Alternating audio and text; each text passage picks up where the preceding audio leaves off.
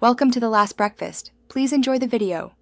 You start by preparing your project so you can write and deploy code. First, make sure billing is enabled if you need paid triggers or larger memory. This avoids runtime rejections. Next, install and log into the Firebase CLI because the CLI performs init, deploy, and emulator tasks. Then, inside your project, run Firebase init functions, choose Node. JS runtime, TypeScript or JavaScript per preference, and set a sensible region. Once done, npm install to pull dependencies and create an index file to edit. You now implement the logic and test it locally so deployments are safer. Write a function, for example exports.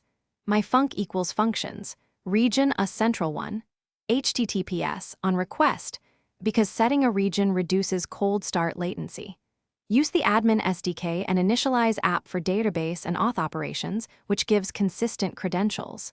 To verify behavior, run Firebase emulators, start, then call the local endpoint or use the functions shell. Make incremental changes, run unit tests, and repeat until responses and error handling behave as expected. You finish by deploying and verifying production behavior, and you must confirm permissions and resource limits. Run Firebase deploy only functions and watch for success messages that list deployed functions. After deployment, inspect real-time logs with Firebase Functions, log or the Cloud Console to observe errors, timeouts, or cold starts. If something breaks, check IAM roles and billing, the chosen region, memory and timeout settings, and whether environment config is set correctly.